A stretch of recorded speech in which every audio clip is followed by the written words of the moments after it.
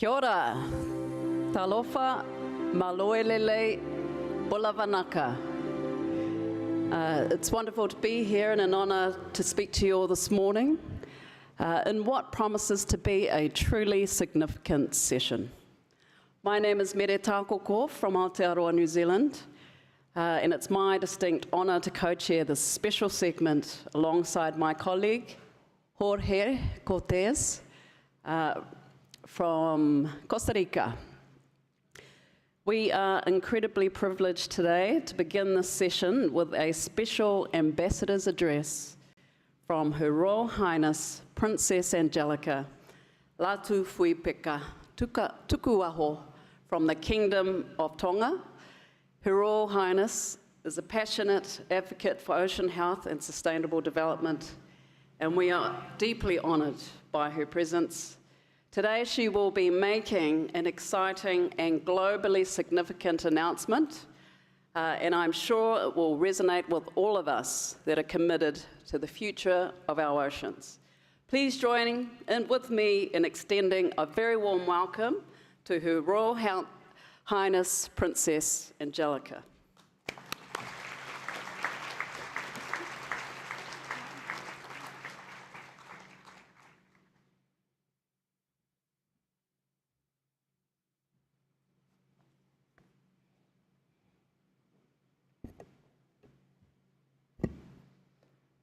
I acknowledge the presence of the Almighty God in our midst.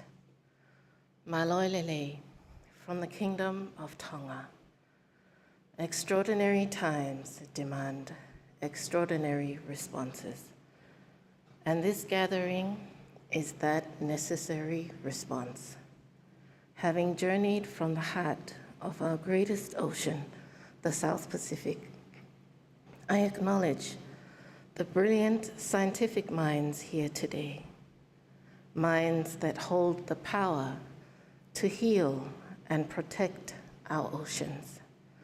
This conference is a powerful convergence where scientific understanding, urgent climate realities, and millennia-old indigenous wisdom combine. Your collective work is the wellspring for tomorrow's solutions, and for this, I thank you, Malo Albito. The challenges are immense.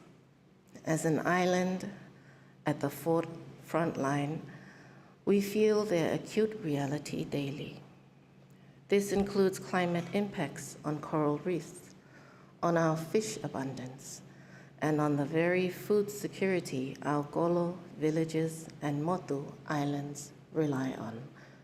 But science offers more than an alarming diagnosis of ocean health. It shows a path to restore our oceans faster than we ever imagined. This speed is critical because the scale demands efforts beyond anything we've seen. While giving our utmost effort, let's also be candid.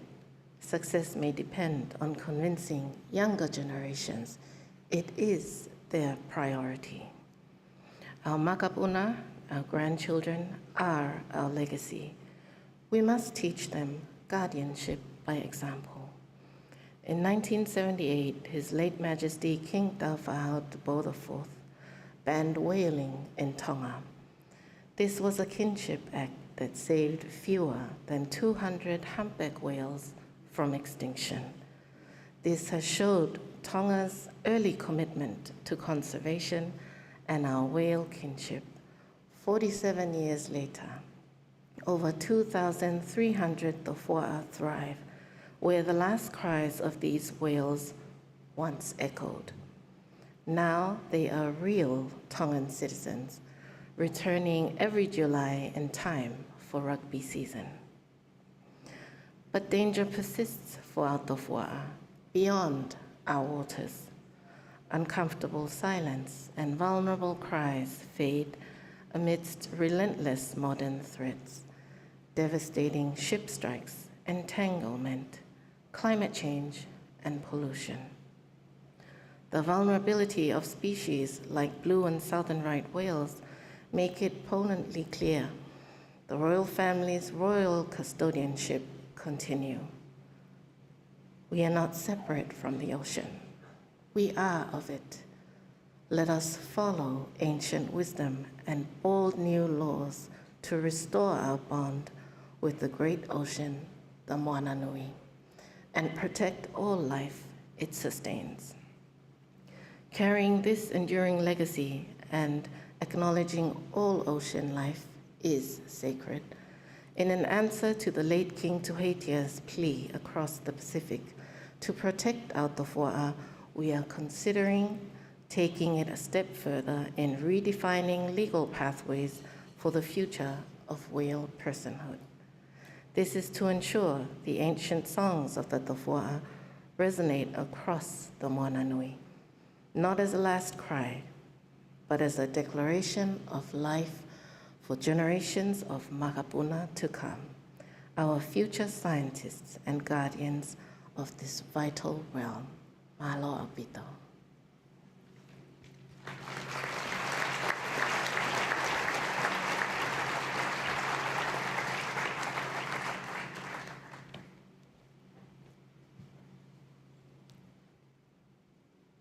Your Royal Highness, it's a great honor for me to thank you for this very inspiring talk.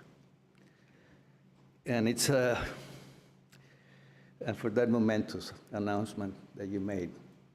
We need more of that to save our oceans. We are greatly grateful for your leadership and commitment for a shared ocean. We now transition to a series of free keynote presentations. Due to our very tight schedule, we will move directly from one speaker to the next one without a dedicated question and answer session. We kindly ask our speakers to adhere strictly to the time allocated to ensure covering all these important topics. Our first keynote speaker is David Obura, a friend that I know from graduate school many, many years ago, and I'm really pleased to have him here. He's a renowned expert in marine conservation. David will share his insights on securing ocean life for sustainable development, a critical discussion on how we can ensure the long-term health and productivity of our marine ecosystems to support human well-being. Welcome, David.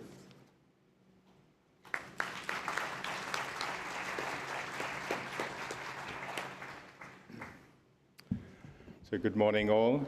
Thank you, Jorge. I took over Jorge's desk in our graduate lab, so I always follow what he says. So thanks. It's great to be here amongst colleagues again, Your Highness. Thank you for opening our session. And it's a great honor to be part of this process and to kick off the keynote speeches. With my topic, Securing Ocean Life for Sustainable Development, I'll start quite broad. Now that I'm working in the IPBES space, and I'll come to that in a moment, I'm not often dealing directly with the ocean, but all of the principles we use are related to terrestrial and ocean spaces. I like to use this image of the Sustainable Development Goals, the idea of sustainable development as a circle, so the equality between the goals around any given space. Now, what is sustainable development? I've been looking into this and struggling with it for a number of years, since sort of early on in the negotiations on the Global Biodiversity Framework. And when you look at it, it has a great tradition. It's the guiding sort of multilateral set of principles that we have agreed in 2015 at the United Nations, and all countries have signed on to them. When you look under the hood, there are many different origins for the concept of sustainable development. These two papers that I quote identify a couple of threads and a couple of principles beneath it, the idea of weak versus strong sustainability. Of course, the triple bottom line and three pillars are core to it. But there have been multiple perspectives that haven't really been synthesized, and these have been looked at in the literature as three interacting systems. And the thing that I have come to realize around 2019 is when I was participating in the IPBES global assessment, is that the IPBES science and the framings that we have around how nature supports people, the contributions that nature provides, really provide the underlying science that really fleshes out the concept of sustainable development, with nature, economy, and society in that order. And I'll come to this a little bit more coming up. It's important also to think that, just relate it to other concepts that we use frequently. So in the ocean space, of course, we use the blue economy. We use these adjectives, sustainable and inclusive. Of course, those relate to nature and society. Now, in the G20, Brazil last year identified these high-level principles on bioeconomy. South Africa, as the current chair, is picking up on that. And I want to emphasize the equivalence between these concepts. The terminology is different, but when you look at what underlies these ideas around sustainability in the global economy, there are commonalities. And I think the Sustainable Development Principles are very good for this, and I think it's important to understand the comprehensiveness and the complexity of the system and how we can deconstruct it and use it in our actions. So IPBES, the Intergovernmental Science Policy Platform for Biodiversity and Ecosystem Services, it's a very long name. It's a very complex body, and when I come into settings like this, and there are many people in front of me, I realize that actually many of you have participated in IPBES. I know there are authors from our last 2 sets of assessments. I know we have some of our expert panel members here. We may even have some national focal points or the technical people supporting the national focal points. It's a very broad-based intergovernmental process. Very inclusive. The figure at the top highlights that we really try and make our process about synthesizing knowledge, the foundations of scientific knowledge, of course, but also indigenous and local knowledge, and the knowledge that people have from different cultures and communities around the world that is central to really understanding how we fit into those places and how we can sustain those places and sustain our communities and societies at the same time. I'll highlight 2 other concepts that we have developed from our conceptual framework on direct drivers that cause decline. We often call these pressures in the scientific frameworks. And then nature's contributions to people, which is a much broader conceptualization of ecosystem services, which is sort of a narrower framing that is often used as well. But when I look at this construct of sustainable development, and this is what I'm doing a lot as chair of the platform, I have to speak in many different contexts, and it's often quite hard to use our scientific frameworks to explain for user-based consumption. You know, for people to actually act from the assessments that we do, how do we make the findings much more accessible? I've been finding that I think talking about nature, economy, and society is very possible. It makes a lot of sense. It's one perspective that we can use. It's not the only one for sure. But you have from nature, we have a lot of direct uses, which are instrumental values or instrumental contributions from nature that we commodify in our economic systems. And then our economic systems share benefits to society either well or poorly. And those are the contributions from nature. We've identified 18 classes of them, and I'll get into that in a moment as well. And then as you come down from society, societal values and so on, impose indirect drivers, which on economic practices determine how we promulgate our economies. And our economies impose direct drivers or pressures on nature. And these are the 5 direct drivers on nature that we classified in the global assessment in 2019. Now, I think this is really important because in order to move forward, I think rather than high-level principles and very nice sort of philosophies around, you know, how people fit into nature, and nature is much broader than us, than society, then economy is a small part of that. To act, we really need to identify what are the tangible actions we have to actually take. And when you look at this figure on the left, so in 2019, those arrows show the direction of trends of those 18 classes of nature's contributions. Almost all of them are declining, except 3 of them are increasing. Those 3 are energy, food and feed, and materials, and those, of course, are the things that we maximize the production of in our economic systems.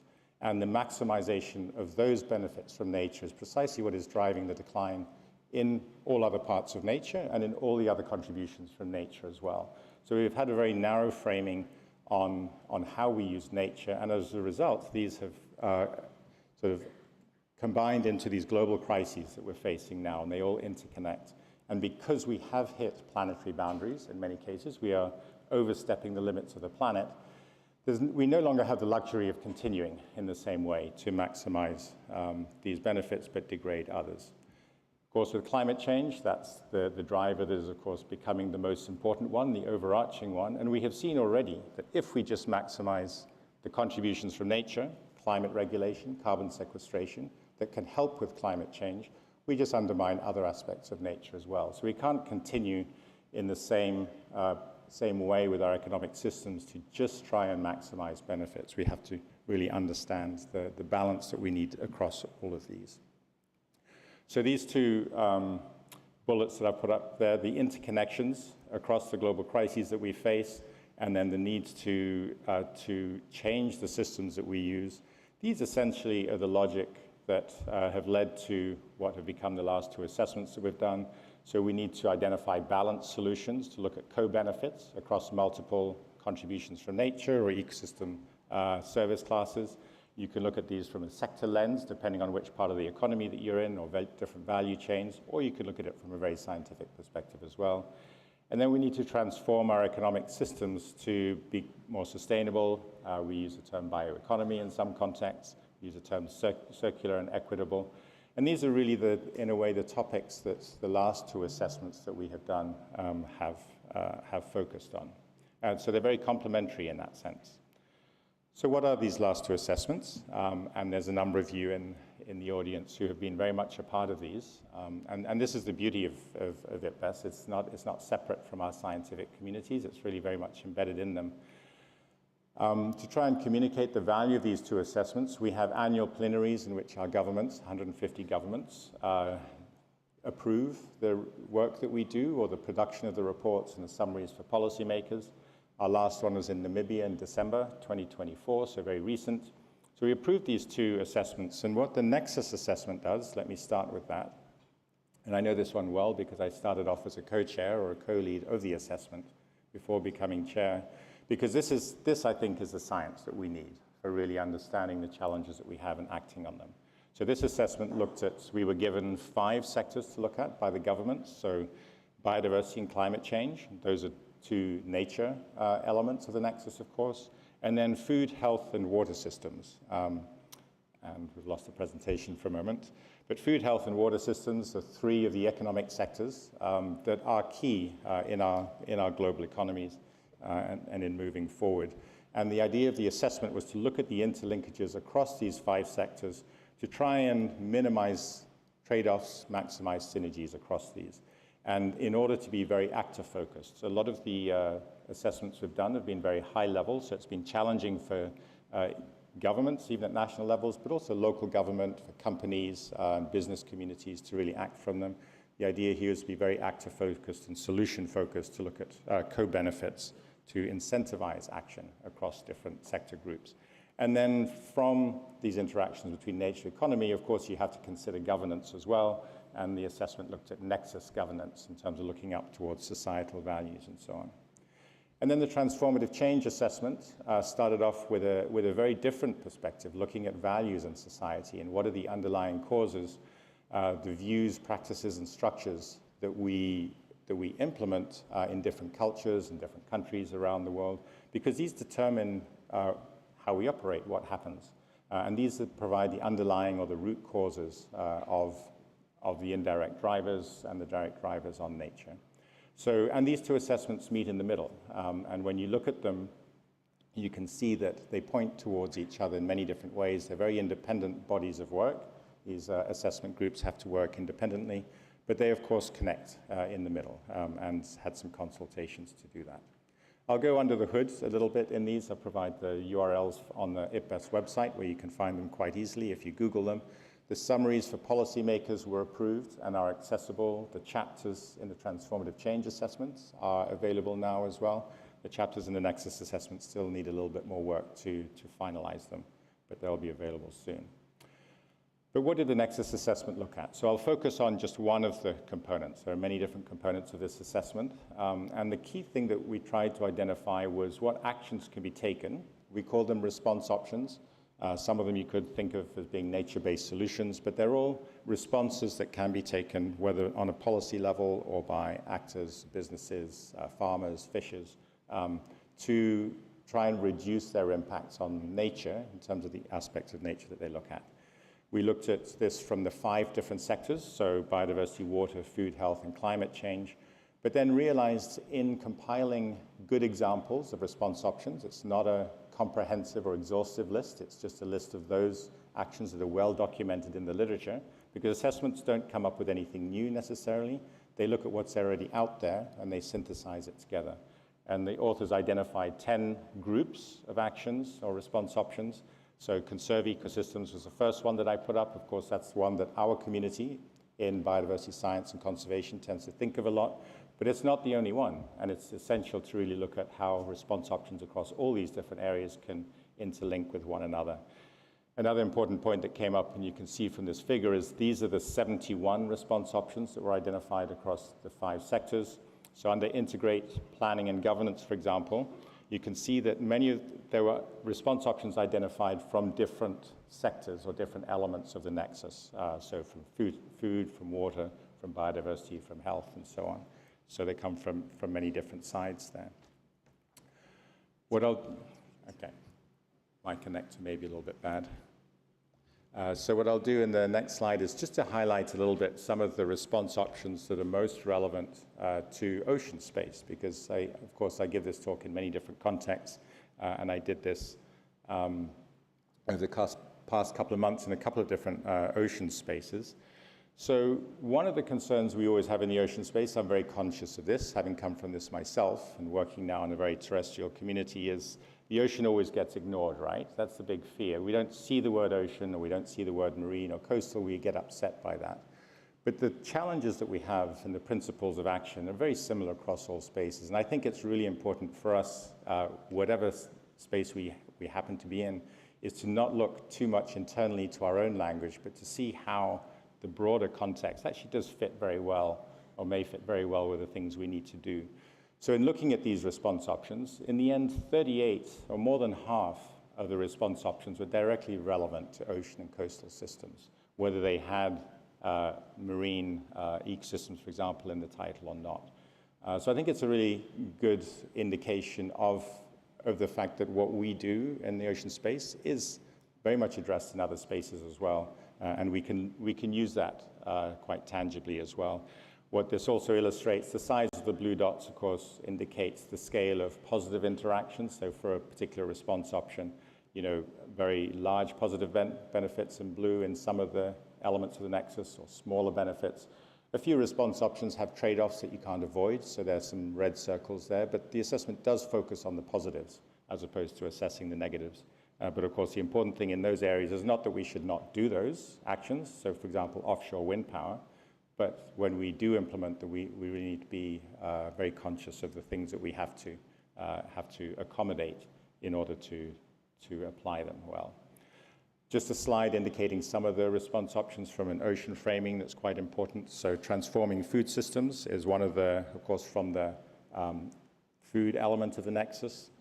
This is a very important area of transformations we need to get into. So different response options looked at sustainably managing fisheries, for example, or shifting to sustainable aquatic food production, reducing demand and minimizing waste, and then adopting novel technologies for food and feed, for example. And then looking very carefully when you're in a sector such as this, to look very carefully at how you can assure positive, certainly no negative impacts. Neutral is okay, but why not go for the synergies, go for positive impacts across other sectors? Because then you can find alliances with unlikely collaborators, perhaps, to implement solutions and to share financial costs and so on. So, for example, in this case, we can have positive impacts on biodiversity through global seaweed production, for example, because that does spare production on land, and that could be good for terrestrial biodiversity and issues. Of course, you've got to trade-off, think about what are the impacts of seaweed production in the spaces that you're doing it. But we can deal with those challenges, and the more we think about them comprehensively, the better. 1 minute. Okay, that's less than 20 minutes from my timer, but I'll run through very quickly. The transformative change assessment looked at the underlying causes behind the indirect drivers, which is where the global assessment left off. And this really, they identified in this, I think, a really nice framing of looking at views, structures, and practices that we need to change. And the idea here is that there are three sort of these underlying causes that you can recognize in many parts of the world. These play out in many syndromes of indirect drivers, which I won't go through these because I want to get to the next part of the talk. And then the last thing about this is that It identified a number of strategies for moving forward, amongst other things. And I highlighted these 3 strategies in the middle because we often talk about conserving and regenerating places of value to nature, but also to people. We're doing more and more of that. But how much are we looking at transforming the economic systems that we're looking at in the particular sectors we're in? Now, the last thing I want to do is to come to, these are a couple of slightly complex slides, but I think they're very important in thinking about what are our priorities in moving forward. So I come from a coral reef background. IPCC, from our literature, identified 1.5 to 2 degrees as the danger zone of warming for coral reefs. In the Global Tipping Points report in 2023, we reduced that to 1 to 1.5 degrees. We're blowing through that 1.5 degree limit right now, and the fact of the matter is that we are. Our science shows that. How do we deal with that in a policy space is very challenging. And then lastly, this is a graph of temperatures, which is updated to a few days ago, which I've been using, which I think is really alarming because it shows how much warming is accelerating, even as we're trying to say we're dealing with it now and reducing carbon emissions in many sectors, which we are. But the amount of warming we've had since 2023 in 1 year, and then temperatures have stayed up at that level since then in the global ocean, is incredibly alarming because once the ocean heats up to this degree, our science doesn't really know. It is unlikely to cool down. This I won't go through in detail, but from the Global Tipping Points report, trying to come out from our focus on single interactions or simpler systems. So ocean atmosphere elements and tipping systems are complex for sure. The biotic elements, such as coral reefs, are very complex. That's identified as one of the biotic systems that is close to tipping. But then we tend to focus on coral and what's happening with a coral and what's the thermal capacity and tolerance of corals. But when you look at the socio-ecological system around corals, it's incredibly complex. And coral is just one element in that sociological system. There's more social elements than there are natural elements there. And then in looking at a horizon scan of future coastal and marine challenges with climate change I participated in, I identified this one of equatorial marine communities becoming depauperate because of climate migration, species moving north and south out of equatorial regions. Of course, that's where our coral reefs are, right? So, but it's not just about losing species and losing those coral species that are vulnerable. The point is that we also have all these other things happening. We have acidification. So in the hottest zones, nothing is moving in. In temperate latitudes, you may not like the tropicalization that you're seeing right now, but those species that are migrating in are your species of the future. They are what are going to support your ecosystems and your economies in future years. But in the hottest regions, nothing is moving in. Things are only moving out. And these systems are also acidifying, deoxygenating. There's increased pollution exploitation, increasing population, and challenging governance. So and you add on top of those these other complex syndromes that are happening in the coastal zone as well. So coastal darkening, for example, we know about that a lot in coral reef work, and it's only worsening in many places. Metal toxicity increases with acidification, declining nutritional content and availability of fish. There's a whole slew of complex challenges that we are going to face in coral reef regions in the coming decades, and focusing just on sort of coral adaptation is not going to serve our societal interests very well in the coming years. One of the very important things, this is my last slide, about the assessments that we do is identifying knowledge gaps. And I've put a few there from Nexus and Transformative Change. But I'd like to highlight from sort of framing these things this way is looking at horizon challenges is really important. I think this breakdown in the multilateral political system is critical for us to be concerned about, but we need to look beyond it because things will change in the future. But I think with this issue about tropicalization or equatorial regions losing species and becoming sick is who is identifying the priorities. And the problem is at the moment it hasn't been equatorial countries identifying the priorities and identifying the solutions. And we need to balance that equilibrium a lot better. And I think we're doing that a lot more. What actions do we need? We need to act on nature, economy, and society in all cases. It's not enough just to do conservation and protection. We need to change our economic systems, and we need to really address equity and justice. And we need to connect across these elements much more effectively. And I'll finish with that. Thank you very much.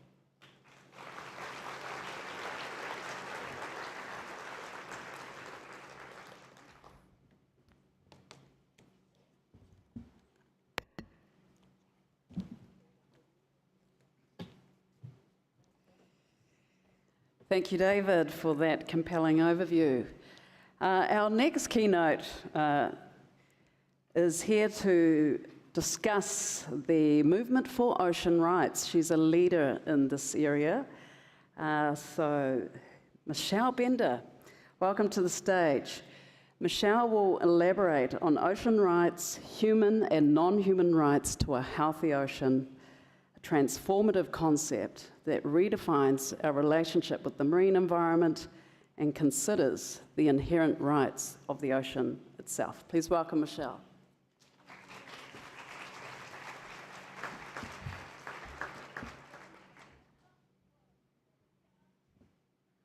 All right. Thank you so much for the opportunity to speak to you today and for the introduction. Next week, state delegates influenced by civil society will finalize the Nice Ocean Action Plan. This is a call to action for the ocean's future.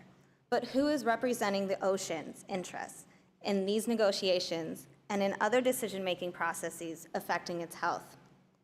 Today, therefore, I do not speak only as an advocate or a researcher, but as a representative of the ocean, a voice that has been marginalized, just like many voices here today. I want to begin by challenging many dominant perspectives on ocean governance. Global ocean governance is a complex and fragmented system with hundreds of institutions, frameworks, and bodies overseeing different aspects of how we use and protect the ocean. While we have made admirable commitments and successes from the SDGs to agreeing to protect 30% of the ocean by 2030, the results remain, at best, in my opinion, sobering. Only 8% of the ocean is currently protected. And even within marine protected areas, we allow incredibly destructive activities like bottom trawling, which destroys the entire ecosystem virtually irreversibly. This reveals a troubling gap between scientific consensus and legal practice. Significant lag times exist on putting what we know into law. And even then, state, private interests, and economic considerations largely outweigh ambitious ocean protection and conservation. In instances like the Paris Climate Agreement, it is clear where the imperative lies. Science shows us the inextricable link between the health of the ocean and climate change. Yet, the only mention of the ocean is once in its preamble. On the other hand, economics or the economy is mentioned over 20 times. If we are to address the worsening environmental crises and the decline in ocean health, we must not only create new laws and treaties to address existing gaps, but we must address the very foundations of ocean governance, its values, goals, and institutions. We must confront the reality that moving away from business as usual and achieving transformative change means we cannot solve the environmental crisis using the same system that created and fuels them. At its core, ocean governance remains deeply rooted in colonial and anthropocentric or human-centered principles, such as freedom of the seas, common heritage of humankind, and maximum sustainable yield. For example, the principle of maximum sustainable yield, a dominant management goal, treats marine life as a resource to be extracted at the highest possible rate while preventing collapse. And the best available science is often ignored and overfishing commences. Such principles and goals reveal that the underpinning ethics and values guiding global ocean governance center human interests, where the ocean is separate from us, a resource to control, zones to exploit, here for human benefit and utility. This illusion of separation and ownership has fostered a deep disconnect between society as a whole and the ocean, allowing degradation and harm to continue under the disguise of management. Even the scientific metrics for how we measure a healthy ocean reflect this inherent anthropocentrism. The Ocean Health Index, for example, assesses ocean health by how well it delivers services to people, not whether its systems are thriving on their own terms. The UN Decade of Ocean Science for Sustainable Development asks, what is the science we need for the ocean we want? But what if we reframe the question? What if, instead of asking what science we need to create an ocean that serves us, the question is reframed. What science does the ocean need in order to ensure its vital cycles, processes, and functions? How can we shift our governance to ensure that human activity operates within ecological limits rather than pushing those limits to the brink? We are indeed at a turning point that necessitates a reevaluation in how we understand and engage with the ocean. A paradigm shift in the human-ocean relationship is needed. Ocean Rights offers a framework for understanding and transforming this relationship. Ocean Rights is the moral, ethical, and legal recognition of the ocean as an autonomous, dynamic, interconnected, and living entity with inherent rights and intrinsic value. I created the Ocean Rights framing in 2017, building upon the growing rights of nature movement. Over 400 laws, policies, judicial decisions, and initiatives now exist in almost 40 countries that recognize nature or its ecosystems and species as a subject of rights. This movement and legal framework is based upon 3 fundamental principles: the principles of moral consideration, intrinsic value, and interconnectedness. Together, these principles hold that all life is deserving of protection simply for existing, all life has intrinsic worth, and humanity is a part of, not separate from nature. Now, I do want to highlight that the framings that the rights of nature and ocean rights embodies have existed long before the first Western law emerged in 2007, and of course, before the creation of ocean rights. Many indigenous and oceanic communities have long understood and treated the ocean as a relative, an ancestor, kin, alive with history and authority. For centuries, this kinship understanding has guided the management of human activity, balancing between the needs of people and the capacity of the ocean. And this is done in most jurisdictions without using a Western framework of rights or legal personhood. So though many indigenous communities may identify with and embody many of the principles that underpin rights of nature and ocean rights, it is important to recognize that these understandings of an interconnected and reciprocal relationship with the ocean have existed since time immemorial and came first. However, in this way, ocean rights can serve as a bridge between Western law and indigenous worldviews, between Western science and indigenous knowledge, traditional and ecological knowledge, where both systems coexist and together create an ethical human-ocean relationship.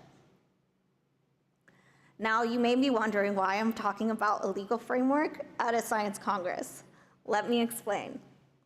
Law is not just a set of rules. It's a reflection of who we are as society. Environmental law, in particular, sits at the intersection of science and societal values. Scientific understanding informs the substance of environmental law, but it is our collective values that determine whether these laws are enacted, respected, and enforced. This is why shifting the underlying values and norms that shape global ocean governance is a powerful yet underutilized lever for change. Rights are a clear expression of societal values. We recognize rights to those beings, places, or entities we believe have intrinsic worth or are worthy of protection under our legal system. And rights are not just symbolic. They impose enforceable obligations. Take human rights. They are inherent to all people, and governments and industries are legally bound to uphold them. If they don't, they can be held accountable. So when we talk about ocean rights, we are talking about reorienting our relationship with the ocean, from seeing it as a resource and property who we are separate from and whom we have control over, to a living entity who we are in partnership with and whom we have responsibilities toward. When we recognize the ocean as a rights-bearing entity, we begin to see it differently. Our values change. We foster a more ocean-literate society, one that understands ocean science and our interdependence with the ocean. This shift in perception deepens our collective understanding of the ocean's complexity, its vulnerability, and its vital role in sustaining all life on the planet. In this way, the sentiment by Jacques Cousteau becomes glaringly true. We only protect what we value, and we only value what we understand. So by embedding ocean rights into legal systems, we instill the values needed to deepen this understanding.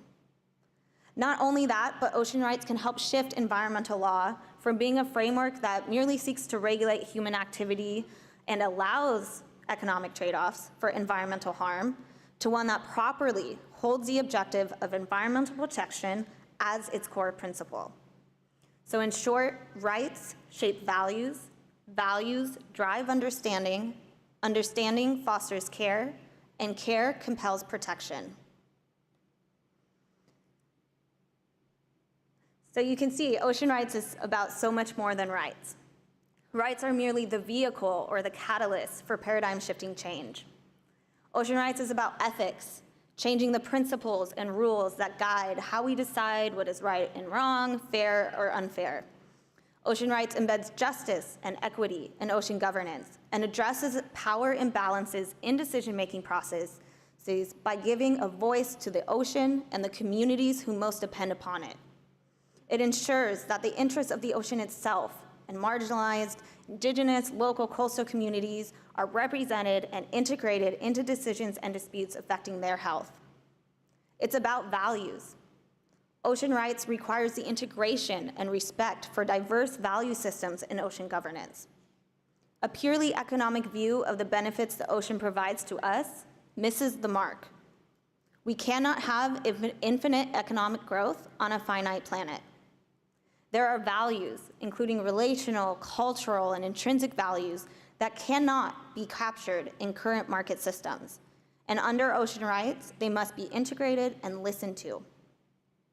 It's about relationships, shifting the human-ocean relationship from one rooted in control and exploitation to one rooted in care and respect, conducting ourselves with humility and honoring our reciprocal responsibilities to give back just as much or even more than we take. And finally, it's about protection.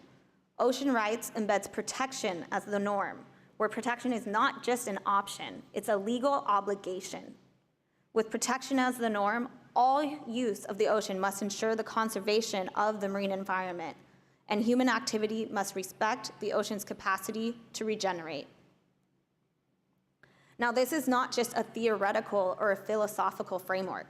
Ocean rights is a burgeoning movement that is already creating tangible change and impact around the world. In 2023, Panama recognized sea turtles as having the inherent right to a healthy environment. In 2024, the Rio Doce wave ecosystem in Linhares, Brazil, was recognized as a living being with intrinsic rights. And court cases in Ecuador have held actors accountable for harm to marine ecosystems and species, protecting sharks, mangroves, and coastal marine ecosystems through the constitutional recognition of the rights of nature. Additionally, efforts are underway to advance a universal declaration of ocean rights by 2030. And as you heard by our announcement by Her Highness earlier today, a Pacific-led call for whale personhood to protect whales along their migratory pathways will be further announced and expanded upon next week alongside UNOC. So whether it's developing the specific rights sea turtles have or the ocean as a whole and writing that into law, or when a court is trying to understand if the destruction of mangroves by shrimp farming violates the rights of those ecosystems, ocean rights in practice is informed by and adheres to the best available science and knowledge, Western and non-Western alike. So in practice, what does it really change? In 2008, Ecuador became the first and currently the only country to recognize nature as a subject of rights within its constitution. In November 2024, the Constitutional Court of Ecuador delivered a landmark judgment ruling that coastal marine ecosystems have the right to have their existence and the maintenance and regeneration of their vital cycles, structure, functions, and evolutionary processes to be fully respected. The case arose when industrial fishers challenged a coastal zoning regulation that reserved use within 8 nautical miles of the coast purely to artisanal fishing. They claimed it violated their right to economic development. But the court found the opposite, that this regulation was essential to not only uphold the rights of nature and protect marine ecosystems, but to protect the longevity of the fishing industry itself. The judgment brought in key scientific understandings into its assessment. First, prior to the issuance of the regulation, biomass of small pelagic fish had actually decreased by 27% in just 1 year. And after the regulation went into effect, biomass rebounded. Second, the vast majority, nearly 90% of the biomass of small pelagic fish is actually located outside of the 8 nautical mile zone. So this means that the regulation didn't really deprive industrial fishers of their main fishing grounds, but rather it protected the critical spawning areas within this zone where fish begin and develop their life cycles. Science also tells us that industrial fishing methods, like purse seine nets, are far more destructive than artisanal fishing gear, often capturing juvenile fish and causing bycatch of species like whales, sharks, and sea turtles. Left unchecked, industrial fishing can unravel entire food webs and disrupt the delicate ecological balance of marine ecosystems. So taking this into account, the court emphasized that respecting and upholding the rights of marine ecosystems means that economic activities like fishing can continue, but they must be regulated in such a way to prevent disproportionate harm, and they must allow for marine ecosystems to maintain their vital cycles, processes, and functions. This is very different from maximum sustainable yield, where the aim is to prevent significant or irreversible harm. Instead, the aim is to ensure that marine ecosystems and species can continue to fulfill their role in supporting all life on the planet, through the oxygen we breathe, the carbon dioxide that the ocean sequesters, to the food that sustains us all. Recognizing ocean rights doesn't mean prohibiting all human activity, but it does require action that is protective and precautionary. For Ecuador, limiting fishing in the coastal zone in the present allows the fishing industry to continue for future generations. I find this example truly inspiring, and I hope the world will follow. Imagine a world in which we recognized and respected humanity's interconnected and interdependent relationship with the ocean, where we not only recognized and protected humanity's right to a clean, healthy, and sustainable environment, but the ocean's own right to be healthy in the first place. Human health, livelihood, and economic development are dependent upon and interconnected with the health of the ocean. While SDG agendas may treat ocean health, human well-being, and economic growth as independent but linked, ocean rights represents their true relationship, that we cannot have our own rights fulfilled, including the right to economic development, without a healthy ocean to support them.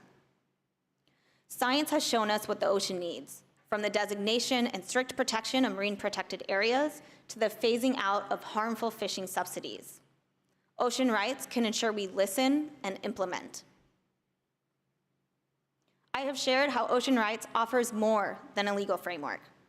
Through a fundamental shift in societal norms and values, it offers a profound transformation in how humanity views and interacts with the ocean.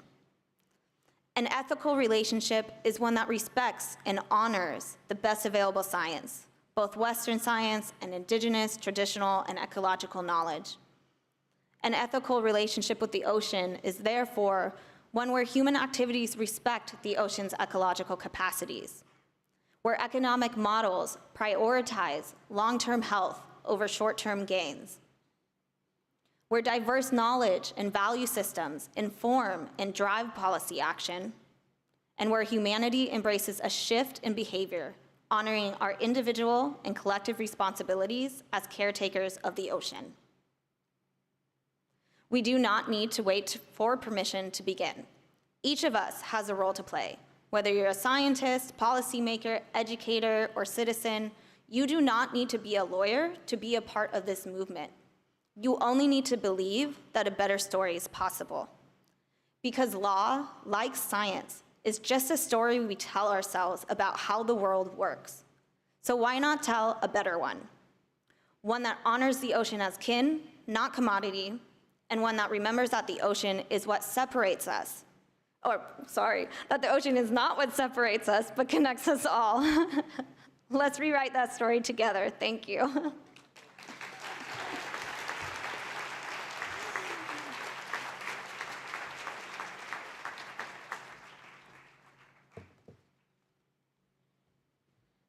Thank you, Michelle, for that powerful perspective.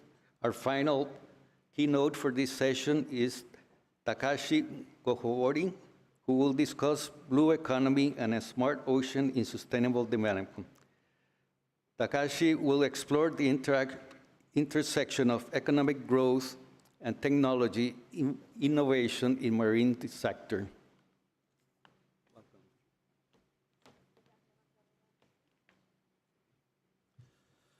Thank you so much for very nice introduction. It is my great pleasure to be here. Today, I would like to talk on blue economy and smart ocean in sustainable development. Actually, I'm belonging to Marine Open Innovation Institute, we call MAOI in Japan. First, I would like to make brief introduction about MAOI, about what we are doing.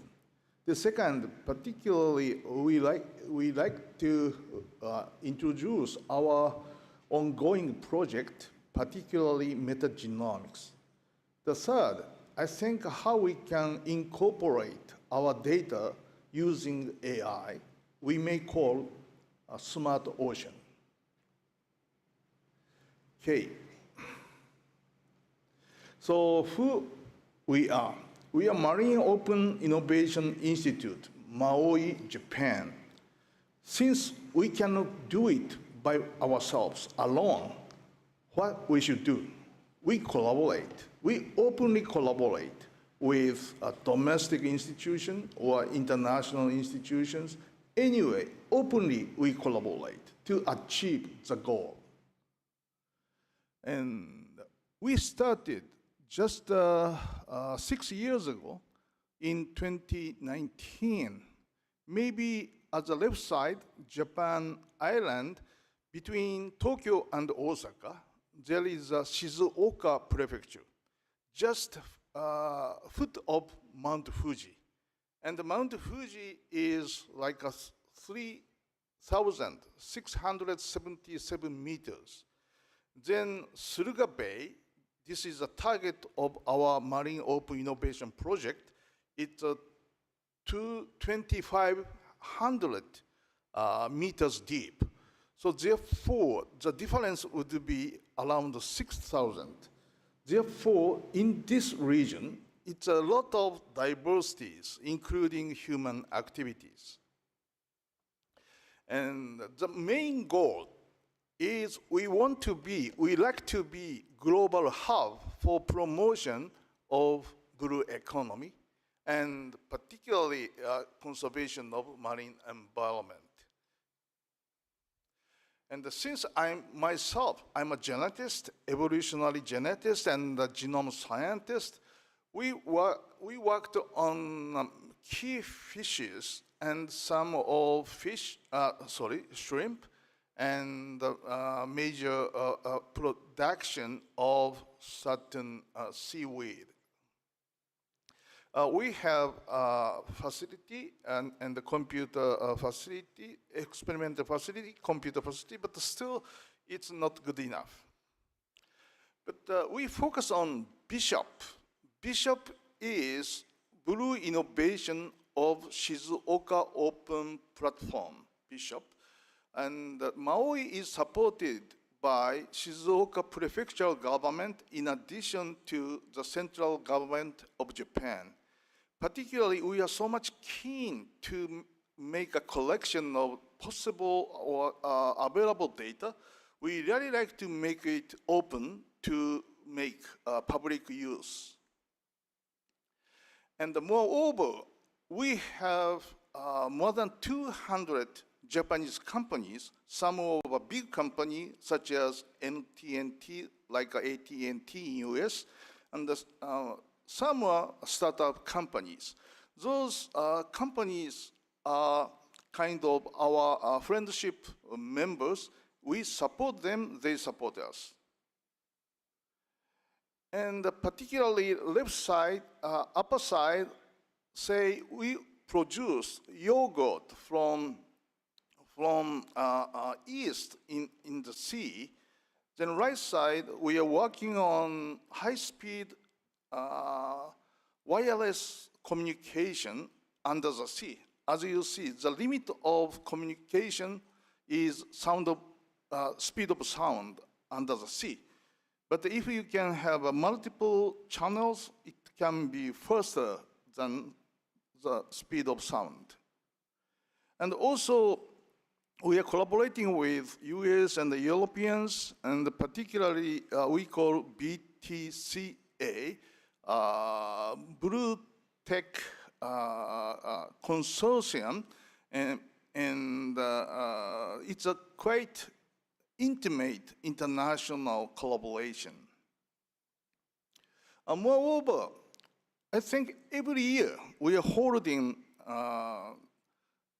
Expo, Blue Economy Expo. We call Maui Expo, in addition to have future meeting of Blue Ocean. And last year, we collected more than 25,000 people, and we had more than 50 companies. This year, we are going to have the same meeting, but more than 2 days, and end of July. Okay, knowing the activity of Maui Marine Open Innovation Institute in Shizuoka Prefecture in Japan, and actually before that, I was in KAUST, King Abdullah University of Science and Technology in Saudi Arabia, spending 12 years. Then we worked on metagenomics. As you know, just simply taking water from the sea, then directly you sequence the DNAs or genomes. Of course, in this case, it's not the full genome. I mean, a piece of genomes. And like this, then we have to make kind of annotation by making this. These slides are given by Professor Carlos Duarte. And we construct a metagenomic data base. And also, since I'm located in Pacific Ocean region, but taking advantage of Saudi Arabia, we checked or we made a comparison between Red Sea and the Pacific Ocean. Particularly Red Sea is very high temperature, even like a 2,500 meters deep, still temperature is 22.5 centigrade. And for Pacific Ocean, of course, only 2 or 3 degrees. So therefore, from here, Red Sea would be a very good model of climate change, how it goes when temperature is up. Then we found that in the Red Sea, there was no seasoning, no change, maybe some random changes of microbial community. But in Japan, Pacific Ocean, clearly 4 season cycles. This would be a very important difference between different oceans. Then, a few years ago, we started the KAUST Global Ocean Genome Project. However, we realized not only ocean is connected the land or even space. So therefore, we might say Global Genome Project. This project was led by Professor Carlos Duarte and myself and my colleagues. And then we collected the Tyler Oceans, Manaspina Ocean Exploration, or even publicly available data. Then at this moment, we had about 3 billion genes when I say gene, it's a protein coding regions. But if we have a non-redundant gene, but still 1 billion non-redundant genes. So how those genes are clustered in a different domains? Then our question, how many genes in the ocean? How many genes are on the earth? It's a very important question. Professor Carlos Duarte said, this is a blue gold. In the ocean, there are a lot of many genes which we don't know yet. And this must have a value. It's a gold. And I coined blue gold rush. We have to rush. We have to be in hurry to digging the new value. But the more interestingly, this, before that, almost 15 years ago, we wrote one Nature paper. We said that the life science would be in a big data era, time of big data. But nowadays, not big data, super big data, or ultra big data. I cannot explain. Big data. Then we had the Genome Zero project. How so many genes we have? There must be genomic Big Bang. And what is the origin of life? What is the ancestral genome? This is not only economical situation, economical interest, more basic, really important scientific issue. I think ocean and land, our space, would give us very, very important issues. And also, one ocean by data. Here, just a few years ago, NOAA in the United States plot where the V, or like observation spot. And now, like around Pacific Ocean, but much less, and Europeans a little bit less. I think we have to coordinate together, and we have to collect data, not only DNAs, biophysical data, chemical data, and those data would give us what's the ocean, what's Earth. It's a very, very important question. So we have to have a coordinate, like a BBNJ. It's a very important treatment and concept. We have to support this kind of activities very strongly. Also, DNA digital chip for AI, smart ocean. What is this? I think this is virtual chip. And when you have a DNAs, we can place in the computer, then kind of microbial composition can be reflected the chip, but not actual chip. It's a pattern. Then unknown microbial data from unknown ocean, we can check it, and with AI, then we can say, oh, this water from Atlantic Ocean, just like a sommelier of your ocean taste. But this way is not only DNAs. You can do any organism, more particular, like current or physical temperature, whatever, and this can be pattern. This pattern would be very, very good at AI recognition. So all data, different data, can be unified through dot pattern. Then I think from the space, we have to observe those things, not only DNAs, but all others. Then eventually, we have to have coordinated, like a smart ocean sea as a world. This would be our goal for one ocean concept. And we have to utilize AI or generative AI as much as possible. And we have to have a connected. Then as a data would give us an economic value, but also very, very basic scientific question. So just last, still I would say in a blue economy, we need more huge investment. We can see, red and white, blue, and pink, those investment from AI for semiconductor, the left side, and the energy industry, it's a big one. The right side, it's, sorry, I can't see. And yeah, space industry.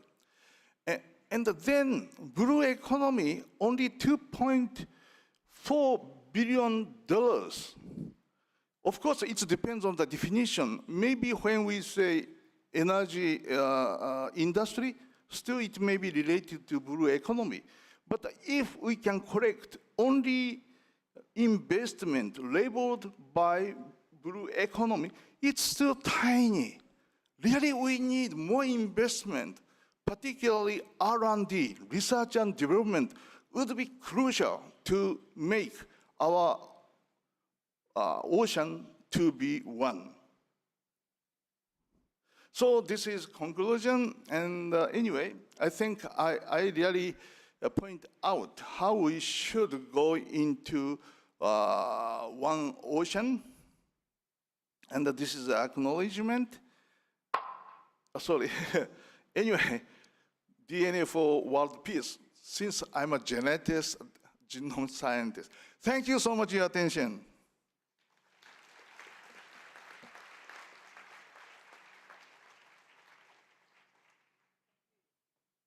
Thank you, Takashi, for that forward-looking presentation. We have run to time, so I'm very happy to say that we now have 20 minutes for questions that we would like to field from the audience. You will see individuals with blue shirts carrying mics, and so we would like to call upon you all to put up questions. Thank you.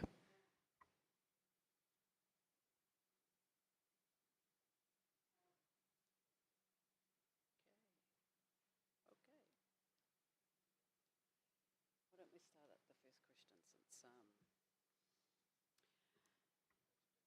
yeah?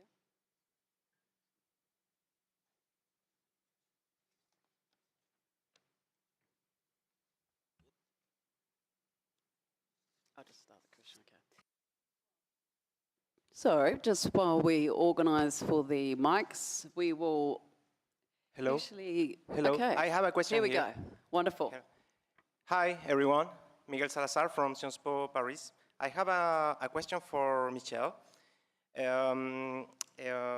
First of all, congratulations for your presentation. It was very interesting. And in my opinion, I understand the right of nature as a very powerful emerging legal fiction. And when I say legal fiction, I mean the set of ideas, real or not, that are useful for our life in society. However, how can the principle of universality, which is proper of human rights, be attributed to the right of nature? Or we are rather talking about a differentiated application of this right, as in the case of the Declaration of the Right of Antarctica? Thank you. Can you repeat what the question is, please? Yes. Can I? My question is, how can the principle of universality, which is proper to human rights, be attributed to this right of nature? Or are we rather talking about a differentiated application of this right, as in the case of the Declaration of the Right of Antarctica? Thank you. Okay, thank you. So that's actually one of the challenges with rights of nature now is understanding, what rights nature has, and if it makes sense to, look at specific ecosystems and species as subsets and what that looks like and means. I would say that Ecuador in its constitutional court has noted that nature as a whole has inherent rights, and those are the rights to exist and regenerate and fulfill its vital cycles, processes, and functions, and that it's not necessary in their mind to assign specific rights to an ecosystem or species, but that it can be helpful on a case-by-case basis.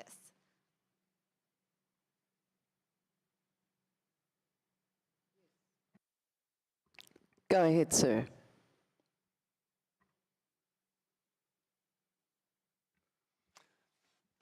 Hello, my name is Stephen Jay from the University of Liverpool in the United Kingdom.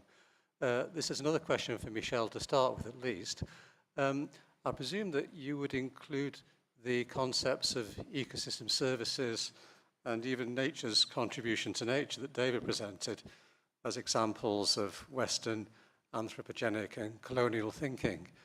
In which case, can the rights that you've been speaking of be built into the concept of the nexus satisfactorily, or is the nexus also beyond the pale, really, and we need to start thinking in much more radical terms in the way that you've been suggesting? This might also be a question for David, I don't know. I can start, yeah. So, ecosystem services is one of the terms that rights and nature folks usually shy away from. It's, one of those concepts or terms that, equates nature as a resource or property. So instead, we like to think of, just shifting the language of nature's benefit to people, instead of being like services.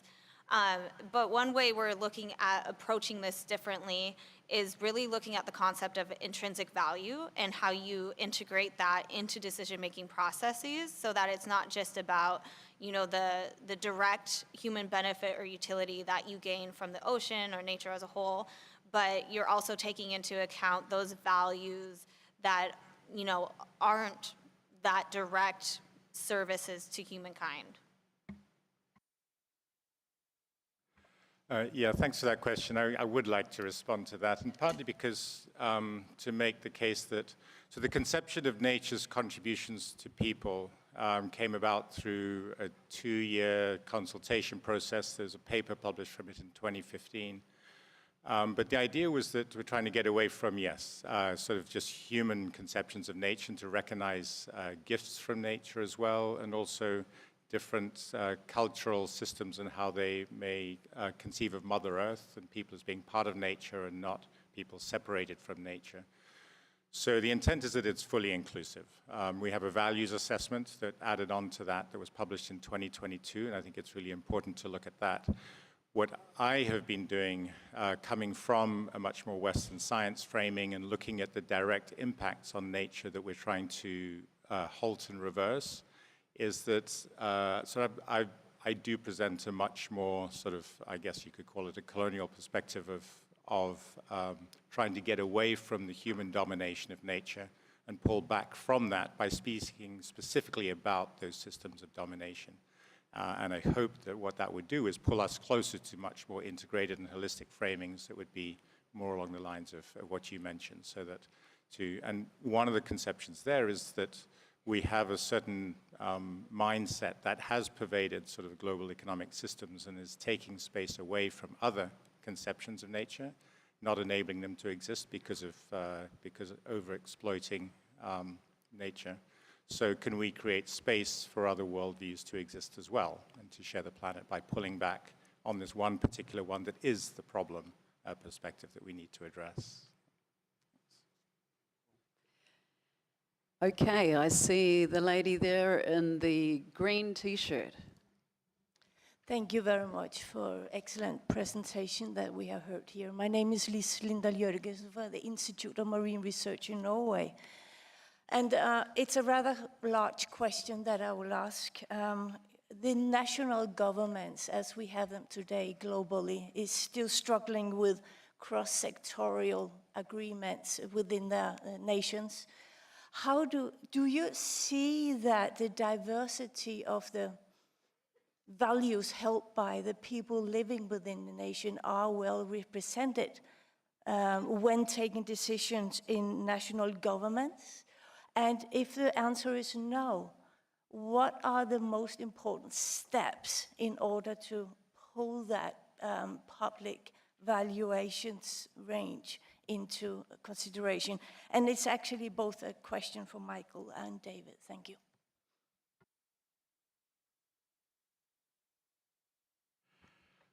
Thank you. So if I understand right, I think your question was about within national systems, are the perspectives of diverse communities and peoples really represented in the decision-making processes? In general, in countries, no. I mean, that's the nature of nation states. They do tend to get dominated by particular worldviews. That's what democracy, elections produce. You get a dominant result. So even in democracies, you do tend to get dominance of a particular worldview or perspectives over others. What we try and emphasize from the IPBES framings is that procedures are just as important as the content as well. So really adhering to procedures of inclusion is critical to try and incorporate different worldviews, different perspectives in processes as much as possible. And then again, I would refer back to so both the values assessment in 2022 and the transformative change assessments in 2024. They really give a lot of practical guidance, I suppose. These are very high-level concepts. It can be quite hard to find your way through these steps, but there are many ways to do that. And these comprehensive assessments do actually provide a lot of tangible steps forward that are not transformative themselves, maybe, but can add up to major transformations if they're done well. And I can just add an example of what we're seeing at more of the local level with rights of nature and how they're, putting that into practice.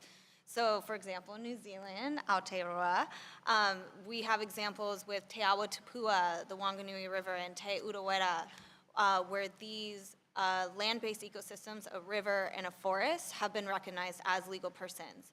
And with those legislative acts, what they are doing is they're creating a new management body or board with the responsibility to uphold and respect the intrinsic value and legal status of that ecosystem. And it's comprised of representatives of both the government and the local and indigenous affected communities. And together, these representatives are still have the same legal responsibility to uphold the ecosystem's inherent rights and intrinsic value, but it also serves as a mechanism to encourage that bipartisan dialogue and ensure participation, and that the interests and perspectives of the local community are also included in decision-making processes because they have folks that are a part of their community in charge of the decision-making. So it's in New Zealand, those examples, they have two representatives, one from the government, one from the local iwi community that are voted in. In Colombia, for the Trato River, we're seeing a much bigger structure where there's representatives of 8 different communities, as well as the ministry and the government represented in this management board. So there's some novel approaches that are emerging to ensure that when decision-making is deciding, how are you going to allow this permit, are you going to allow this activity to occur, that you have this bipartisan representation. Thank you, Michelle. Can we have a question for Takashi-san? Okay, yes. Hello. Hi. So, yes, my question is actually for Professor Takashi Gojobori. And thank you, I do really appreciate your vision of this global ocean and globally shared information. That's very important for the future. But do you think that as for today, in the present world, we still have some issue in the scientific community in sharing information? Could communication and collaboration be improved between university and institutions? Yes, thank you so much. Very important question. Yes, still we have serious issues among institutions or nations, particularly if you take human genome information as an example. Initially, all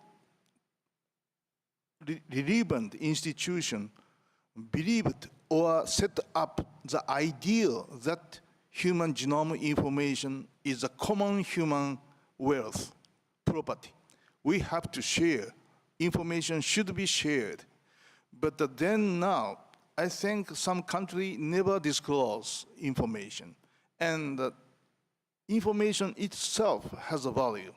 And therefore, the same thing is taking place, particularly ocean biodiversity genomic information, not only genomes, but so how we can deal with, I think we have to set up kind of principle, and this principle should be recognized all of people, maybe United Nations, like say, no one cannot be discriminated by features or genomic information, like this. How we can set up principle. And once we set up the principle, then we should try to keep that. And then I think we can coordinate kind of interinstitutional, international collaboration. Otherwise, without principle, it's so difficult to make harmonized, compromised, like interaction. So therefore, I think we have to set up very important principle. That's what I think. Thank you. Yes, over here. Thank you. So I am Paul Traeger from the European Institute for Marine Studies of the University of Brest, France.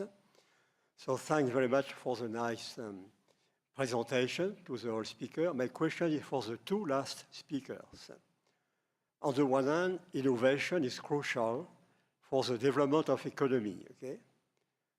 On the other hand, ocean rights have to take into account a long-term perspective. I see a lot of contradiction between the two of you. Can you elaborate a bit of that? Thank you.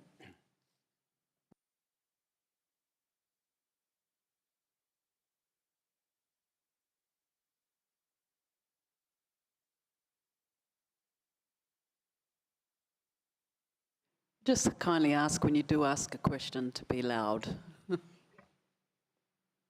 So just to be clear, you're saying that you see contradiction between our two approaches? Well, I should say that on the one hand, you have economy, which is on a short-term perspective, okay? And you know that innovation is crucial for that.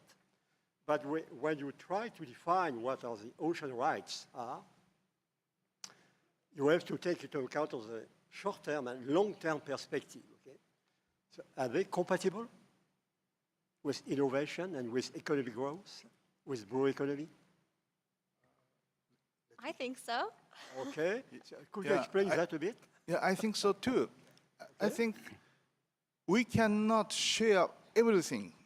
I mean, once someone obtained value-added things from, say, information, it will be useful, then you can take intellectual property, then you can make a business. But the start line should be equal. And in the case of environmental conservation, it's a more important right. A little bit, you know, see certain, I think depending on the steps or levels and how we can share the information, but then we have to admit certain intellectual property or competition. Otherwise, there is no incentive. So therefore, I think a baseline should be kept as very, very shared and commonly, but from certain level, I think a competition should be allowed or even encouraged. So therefore, very, very baseline, I think she pointed out, I think such an ocean right should be important issues. So therefore, I do not think we have any contradiction. If I may pick up on that question as well, if you don't mind, and that's precisely the current contradiction that we do have between these perspectives, and I think why there is such discourse or difficulty in bringing them together. And the idea of the framing that I put there of putting economy squarely in the middle between nature and society is to make the point we do need to balance the innovations and the usages that we make of nature, the ocean as well, with the entire system balance that we have, which is a single planet on which nature, economy, and society must persist. Whether you look at it from an economic perspective or whether you look at Mother Earth as your framing, they can both coexist on the same planet if we have the right perspectives and decision-making processes in place. Go ahead. Hey, thank you. I know that we have a limited time, so I have two questions, but I will just give one question. Yeah, this is Faisal from Oregon State University in the US, and my question is to Mr. Takashi. With genomic data playing an increasing role in ocean monitoring, we know, but my question is that how it's important to have an unified or standardized global approach for collecting and sharing these data, especially that we need to ensure that developing countries aren't left behind, and we know that there is big difference between countries in infrastructure and everything. So do you think that we need to have a unified process to collect and to share these data? Thank you. Thank you so much. This is a very important question. And there are many reasons to share the data, to unify the data. But the most important aspect would be we should avoid double investment or triple investment. Some institution did some observation by spending huge money. Why not other institution did the same way by spending another money? I think we can save the investment more efficiently if we can make coordination. Moreover, if we can have a unified data, anyone can utilize. As previous question, once we have set up, then from there, anyone can have capability to dig the blue gold. But the start line should be equal. And the unified data set would be very variable to set up start line, to give opportunity everyone equally to digging out the gold. So this is a few, I would say, the answers to your question. Well, we ran out of time. Thank you very much for your presentations and for all of you for those questions and for being here. And we now go for lunch.